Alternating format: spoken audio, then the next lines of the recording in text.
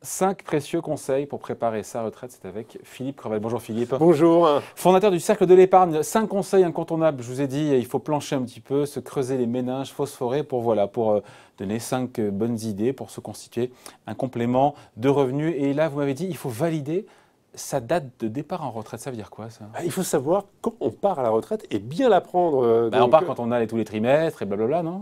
Mais il faut regarder ça beaucoup plus finement parce que en fonction du jour, de l'heure de son départ, on peut améliorer ou dégrader le montant de sa pension. Oui, parce que il y a 2 points importants à prendre en compte. Premièrement, c'est justement, on est encore dans un système avec trimestre. On n'est pas encore passé au régime complètement par points. Ouais. Et donc, il faut avoir le nombre de trimestres suffisant. Ouais. Et il faut essayer de ne pas avoir de décote. Donc, il faut avoir aujourd'hui à peu près 42 années de cotisation. Ça va passer à 43 ans pour la génération 73. Et donc, si on n'a pas les trimestres, on risque d'avoir une décote qui va évidemment minorer. Si on est au-delà, tant mieux, on a une surcote. Ouais. Pour avoir ces trimestres, il faut premièrement essayer de valider une année entière. Ça fait 4 trimestres. Ouais. Donc, quelqu'un qui va partir, par exemple, le 1er juin, d'un seul coup, il a simplement qu'un trimestre. Oui, puisqu'il nous manque la fin du mois de juin. Et voilà. Et donc, mauvaise pioche. Et puis, il faut savoir que sur la dernière année, on valide non pas... Donc, en fonction des montants de rémunération, les fameux 150 heures, etc., pour la dernière année, c'est la prise en compte des trimestres qui permet le calcul de la pension. Donc, on a tout intérêt à partir après le 31 décembre. On a plutôt intérêt à partir au mois de janvier pour avoir 4 trimestres sur la dernière année. Autre point à prendre en compte, c'est que pour le régime général, pour de nombreux régimes de base, pas ceux qui sont les régimes spéciaux, mais pour les régimes classiques, on va dire, on prend en compte les 25 meilleures années. Ouais.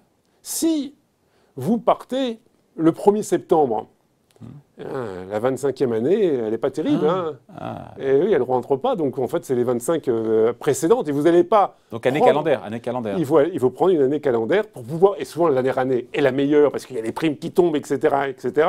Donc, il faut partir toujours au mois de janvier. Donc, janvier, c'est le bon mois pour... C'est le bon mois pour liquider les droits à la retraite. Et en matière de retraite, on part toujours un 1er du mois. On ne part pas le 15, le 16, le 17. C'est comme ça.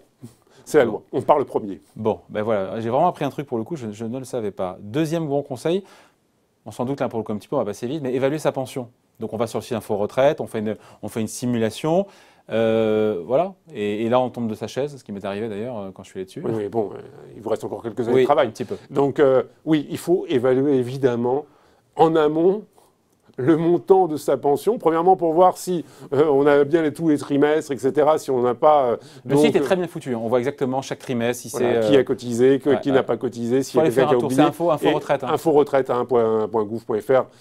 Et donc, il faut le faire pour pouvoir évaluer le montant de sa retraite. Et puis d'ailleurs, il faut prendre rendez-vous également pour liquider ses droits à la retraite. Et il faut s'y préparer en amont. Parce que c'est pas parce qu'on va décider de partir à la retraite le 1er janvier 2020 que ça va se faire automatiquement. Ça se prépare en amont et il faut prendre rendez-vous avec sa caisse. Alors maintenant, on peut le faire tout ça sur Internet. Il y a eu beaucoup de progrès réalisés avec justement la mutualisation des informations. Et petit détail, avant, il fallait faire ça dans toutes ces caisses de retraite. Donc, quand on avait été indépendant, salarié, contractuel de la fonction publique, il fallait faire toc-toc à chacune des caisses. Maintenant, on ouvre un dossier de liquidation de sa retraite dans la dernière caisse à laquelle on est affilié. Ouais. Et là, c'est elle qui va s'occuper. Ça, c'est un gros gain de temps. C'est un gros gain de temps, mais donc il faut quand même, voilà. À l'avance, elle est toquée. Le conseil qu'on donne aussi, évidemment, qui est dans le deuxième conseil, c'est d'évaluer ses besoins. Mais là, c'est hyper compliqué. Pour le jour où on sera à la retraite, quels seront ses besoins? Il faut regarder. Besoins financiers. C'est compliqué de savoir comment est-ce qu'on vit quand on a, je sais pas, dans 10, 15 ans, 20 ans. Non? Oui, mais c'est important quand même. Parce que à la retraite, on a du mal aujourd'hui. Il faut déjà compter pour aujourd'hui. À la retraite, il faut se poser quand même plusieurs questions. Premièrement, est-ce que je suis en bonne santé, pas en bonne santé? Ça, on ne sait pas encore. Oui, mais ça se réfléchit avant. Prendre une complémentaire santé. Ouais. Regardez le benchmark des complémentaires santé, parce que les retraités, Ils sont un peu alignés en matière de complémentaire santé, car c'est des centres de coûts. Hein. Ouais. Évidemment, on coûte plus cher à la fin de sa vie que quand on a 30 ans ou 40 ans. Ouais. Donc, il faut également regarder ses besoins en termes de santé. Il faut regarder également une question, c'est délicat, c'est difficile, mais est-ce qu'il faut prendre une assurance dépendance ou pas ? Parce qu'aujourd'hui, on sait bien que la couverture en matière de risque de dépendance est assez moyenne au niveau des pouvoirs publics. Il y a une loi qui devrait être présentée depuis 10 ans et qui devait être présentée au 1er septembre dernier, qui a été oubliée depuis. Donc, il faut se prémunir contre un problème de dépendance, voire organiser un petit peu au niveau de sa succession pour un petit peu gérer à la fois la dépendance et à la fois, évidemment, le patrimoine. Et ça, il vaut mieux se préparer en amont. Et donc, il faut évaluer, on va dire, les besoins également en termes immobiliers. Où on va habiter à la retraite? Est-ce qu'on conserve son logement? Est-ce qu'on le vend? Est-ce qu'on achète autre chose au bord de la mer, en Corse par exemple, près d'Ajaccio? Ou est-ce qu'on reste là où on vit, où il y a sa famille, ses proches? C'est des questions en fait très simples qu'il faut se poser, mais qui vont déterminer potentiellement les 25 années qui suivent.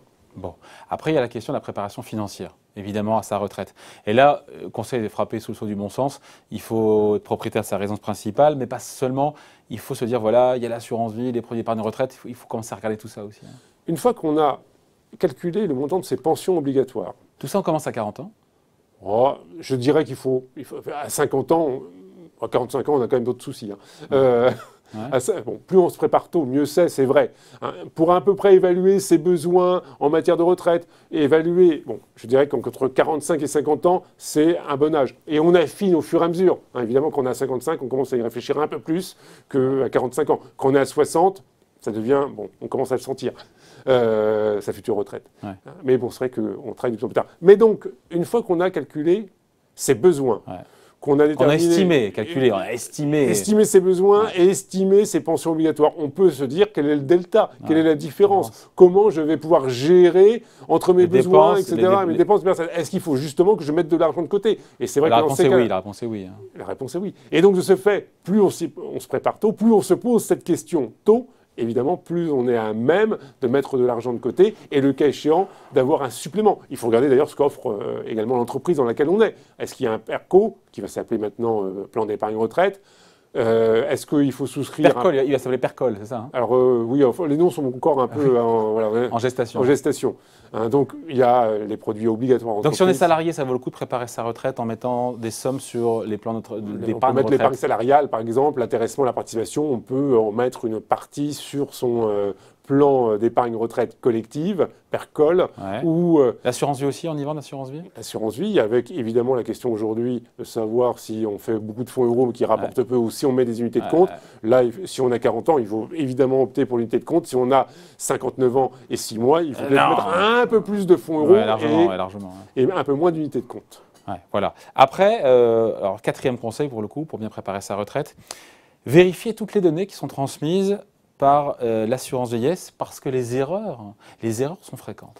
Il y a beaucoup d'erreurs, contrairement à ce qu'on pense. Il y a une étude de la Cour des comptes, il y a quelque temps, qui a été rendue publique, qui indiquait qu'il y avait entre 15 et 16% des dossiers qui comportaient des erreurs. Donc c'est pas erreurs mineures ou pas, après, ça faut voir si c'est... Erreurs mineures, mais... donc erreurs qui sont rarement en votre faveur, en plus. Oui, très rarement. Et donc il est très rare. Et de ce fait, il faut évidemment... Quel type d'erreur? Ça peut être simplement une sous-estimation du nombre de trimestres, ça peut être des sous-estimations... Genre des trimestres pour lesquels on a cotisé, qui ont été zappés? Oui, tout à fait. Super. Voilà, le service militaire... En même temps, après, il faut s'en souvenir. Est-ce qu'on se souvient 20 ans avant? Tiens, logiquement, il faut conserver tous ses bulletins de salaire. Hein. Tous. Oui, tous. C'est peut-être le plus important de tous les conseils, conserver tous ces bulletins de salaire. Oui, alors on peut le maintenant numériser, hein, donc ça c'est à la mode. Il faut numériser tous ces bulletins de salaire. On parle des anciens, là. Alors les anciens, on peut le faire avec un scan. Et non, mais il faut tout... Et pourquoi il faut avoir... Parce que c'est la preuve, c'est la preuve.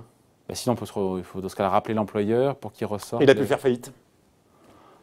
Et oui. Et dans ce cas, on ne peut pas plaider sa cause auprès de sa caisse? On peut demander à sa caisse, évidemment, de faire les vérifications. D'autre part, on peut même faire appel à des témoins en disant « j'ai travaillé à telle entreprise, etc. » et tout.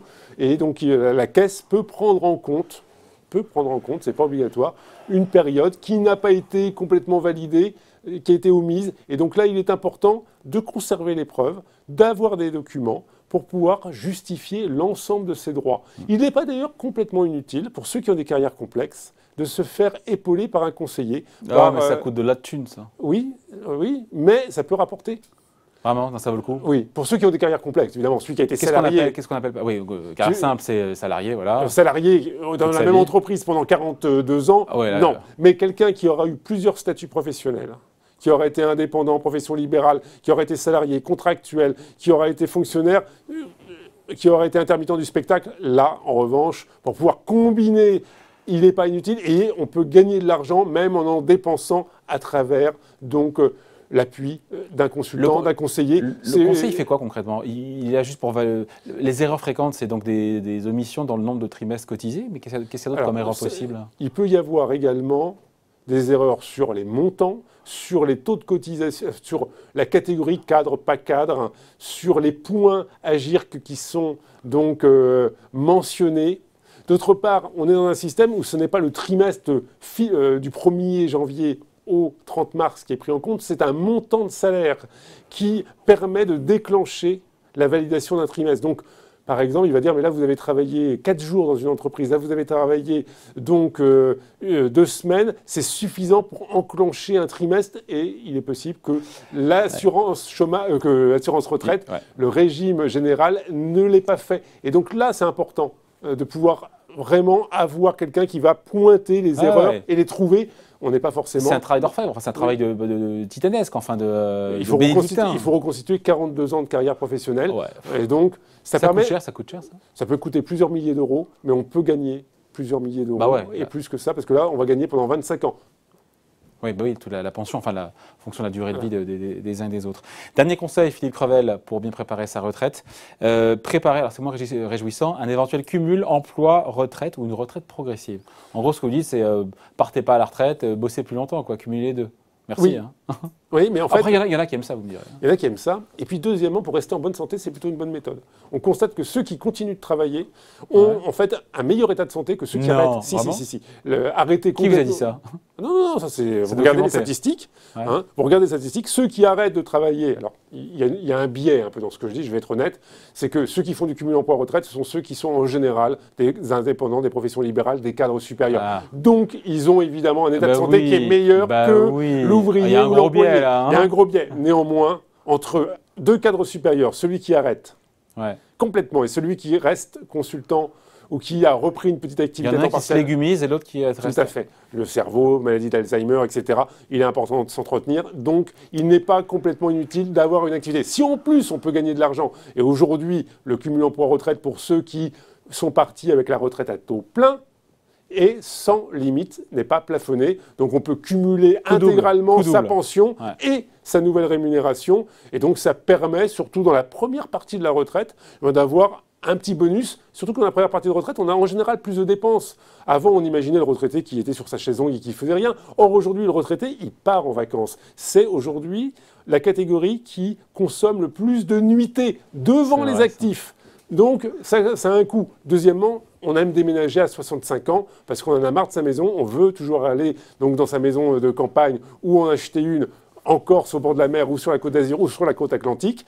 Donc là, côté d'Ajaccio. Près d'Ajaccio, tout à fait. Portich, c'est très bien, par exemple. Et donc, là, il faut également de l'argent. Et donc, ça peut être utile d'avoir un cumul emploi-retraite. Et ça se prépare, évidemment, de savoir est-ce que je peux, avec mon ancienne entreprise, est-ce que, compte tenu de mes spécificités, de mes talents, on parle de cadre supérieur, mais quelqu'un qui a été bricoleur, par exemple, peut se mettre micro-entrepreneur en matière de bricolage, en matière d'aide de ses voisins, etc. Et ce cumul ne pénalise pas sa pension. Pension sous réserve d'avoir la retraite à taux plein. La retraite progressive, c'est autre chose. C'est un autre système. C'est négocier avec son employeur, c'est je pars en sifflet à partir donc de 60 ans, les 2 dernières années, je diminue ma charge de travail, je continue à toucher mon salaire et je commence à toucher ma pension. Et donc là, c'est en fait un deal qui s'effectue avec son employeur. Ça vaut le coup. Ça permet d'avoir une gestion, un lissage de son départ. C'est pas pénalisant sur les revenus et ça permet de partir. On cotise les trimestres de la même façon, mais on a un salaire qui est équivalent. Oui. In fine, on a un salaire. C'est tout bénef. Ah oui, sauf qu'on a moins de revenus. Le salaire diminue du fait qu'on ne travaille plus à temps complet. Et la différence est prise en charge par la pension. Ouais, sauf que si on fait le calcul de la retraite sur les 25 meilleures années, les 2 dernières seront moins bonnes dans le calcul. Alors, c'est pour ça qu'il faut plutôt des personnes en fin de carrière, hein, et c'est plutôt pour les départs vraiment sur les dernières années, parce que le calcul aura été fait avant. Hein. Alors certes, on peut reconstituer des droits, en particulier pour les régimes complémentaires. Là, on n'est pas dans le régime général, on est sur la GIRC et l'ARCO, où là, c'est les points, on n'est plus sur les 25 meilleures années. Hein, donc c'est plutôt pour les cadres, ce système, que pour les employés et les ouvriers. Et c'est vrai qu'aujourd'hui, ça n'a pas un succès fou. En revanche, le cumul emploi, il y a plus de 350 000 retraités qui sont en cumul emploi-retraite aujourd'hui. Bon, on se dit quand même que c'est fastidieux. On va revoir, encore une fois, cette rubrique, cette vidéo tranquillement. Il y a beaucoup de choses à regarder pour bien préparer sa retraite. On aurait pu trouver plusieurs... On aurait pu en trouver d'autres, mais rien que ça, déjà, rien que sur 5 conseils, ça se prépare et pas tout seul. Pas tout seul, il faut se faire épauler, il faut y réfléchir, parce que c'est quand même une rupture dans la vie d'un être humain. On a eu la phase d'apprentissage, de formation. Pendant 42 ans, on travaille, et du jour au lendemain, on passe à autre chose. Donc c'est quelque chose qui s'anticipe financièrement, moralement, culturellement. Il faut peut-être également penser aux activités associatives. Et puis administrativement, j'ai envie de dire aussi, surtout. Voilà, moi, je retiens le côté administratif. Quoi. Et administrativement, il faut voir évidemment les bonnes portes. Alors maintenant, avec Internet, c'est beaucoup plus facile, mais il faut quand même avoir une vision globale de la problématique de la retraite. Merci pour ces bons conseils, signé Philippe Crevel, fondateur du Cercle de l'épargne. Merci.